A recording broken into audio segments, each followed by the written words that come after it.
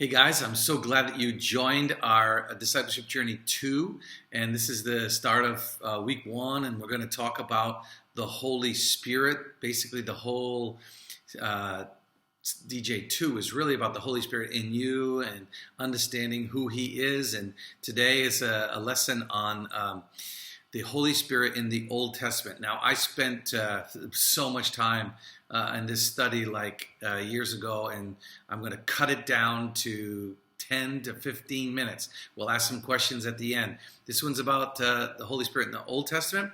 Next video is about the Holy Spirit in the life of Jesus. And then the third one is about understanding the baptism and how the Holy Spirit coming in you, if I could say it that way. Okay? So we're going to jump right in. I'm going to use my glasses because I have so many scriptures to cover. Now, one thing you need to know is in the Old Testament, the Holy Spirit is like everywhere. He's just everywhere, and there's so much to cover, so much to see. But we're going to, as I said, we're going to concentrate on it, and I'm just going to walk through. And so right away in chapter 1 of Genesis, the first and second verse, we see that the Holy Spirit is active, and He's part of even the creation. It says in Genesis 1, it says, "In the beginning, God created the heavens and the earth, and now the earth was formless and void." And it says that the Spirit of God was hovering over the water. So we see that the Holy Spirit is active even in creation.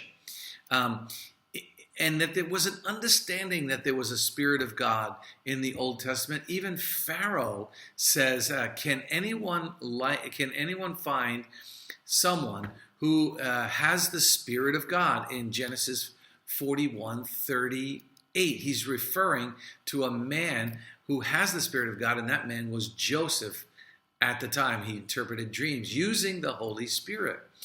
And then the first direct reference of the Holy Spirit basically kind of in people and working through people is in Exodus chapter 31. It says, 31:2, it says, God promised to fill two men, Bezalel, and I can never say names, and he filled them with two men with the Spirit to sharpen their skills and enable them to teach others to do also. So the Holy Spirit was coming in them, and it would make their skills kind of like supernaturally empowered, and they were able to teach. It says that the Spirit was like just filling them with ability. Then we see in Numbers, a really wonderful verse in Numbers chapter 11. It says, God says to Moses, "I will come down and speak with you there, and I will take some of the power of the Spirit that is in you, Moses, and I will put it on them." And so we see this almost transference of the Spirit that was in Moses and going on to other people. Now, I don't want to make too much out of that, but we see the Spirit here.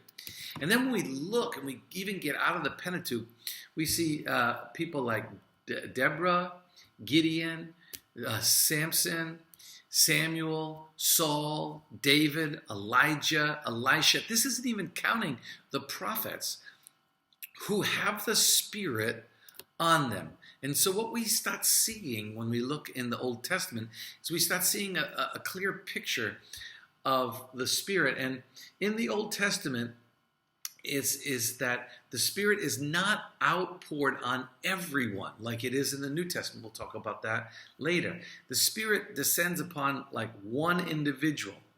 And that's why you see a lot of rallying around the person with the Spirit of God. And remember, in the New Testament, after Jesus and the Holy Spirit was poured out in Acts chapter 2, we see that the Spirit is on all believers. So it changes the dynamics of how the Spirit actually works. So in the Old Testament, they're all kind of standing around the person who has the Spirit, because not everyone does.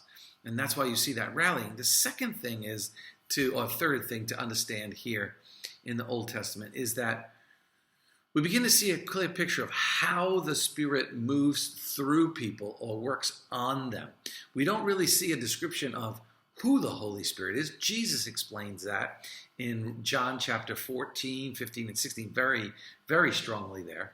And then obviously Paul and others that write the epistles, we see explanations. But more in the Old Testament, it's about how the Spirit moved upon people. We learned something very interesting, and I'll share that in a minute.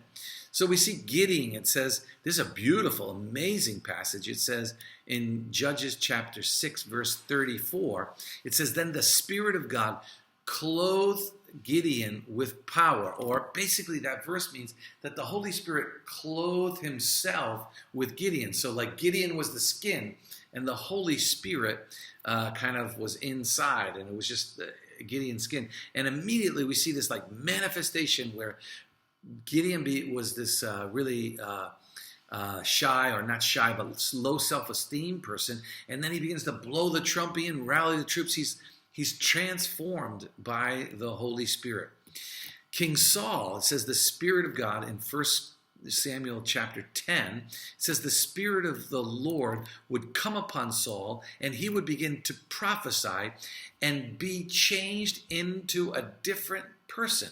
So again, we see the Holy Spirit coming on Saul and changing him. He is a change, and there's a kind of a manifestational change in Saul. We see in Samuel chapter 10, it says that Saul turned and started to leave, and God gave him a new heart. That was after he was anointed, and he gave him a new heart. And then the Spirit of God came powerfully on Saul, and he began to prophesy. And so we see this over and over again. We see it both on Gideon. We see it on Samson. It says when Samson, when the Spirit of God came on him, all of a sudden he was empowered by the Spirit. We see when he came upon Samuel, we see that Samuel had like this great wisdom. We see Saul changed into a different person. We see David, he became a new being. His heart was changed. We see in Elijah, we see a change, and he's able to do great and mighty things.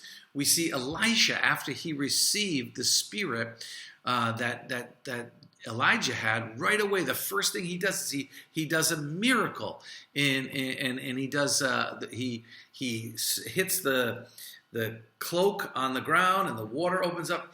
So we see that in the Old Testament, what we learn about the Holy Spirit is that every time the Holy Spirit moved, every time the Holy Spirit moved upon a person, we see a display or a manifestation. Remember what Jesus said? He says, you can't see the wind, but you can see its effects. This is exactly what's going on in the Old Testament. We see the Holy Spirit coming on a person. We don't see the Spirit, but we see its effect. And it's always a physical, an outward manifestation. And that's the thing that's very important, because we'll see in the next one that, and in the next two, that's the whole idea of when the Spirit comes on you, there's a manifestation occurs. Now, I could go through all the prophets, but I'm just going to share one verse out of Joel chapter 2:28. It says, then, after doing all these things, I will pour out my Spirit upon all people. This is the prophecy that's fulfilled in Acts chapter 2. We'll read that in the third video. It says, your sons and daughters will prophesy, your old men will dream dreams, your young men will see visions. Look at all the manifestations as the Holy Spirit comes on. And in those days I will pour out my Spirit upon, and now he says on who? On servants, men and women alike, both men and women, and he will cause wonders in the heavens and on the earth, and blood and fire and columns of smoke, and the sun will turn dark, and the moon will turn like blood red before the coming of the great day of the Lord. But anyone or everyone who calls upon the name of the Lord shall be saved, and the promise will come upon them, the Holy Spirit. And we'll look at that in the 2 videos from now, but the next video will be about the the Spirit in the life of Jesus. Now, just enjoy answering some questions and write down any questions you might have, and we will answer them in our next lesson. I hope that was good. I tried to be fast. There's so much more, and we can talk about it in our next class. Bye.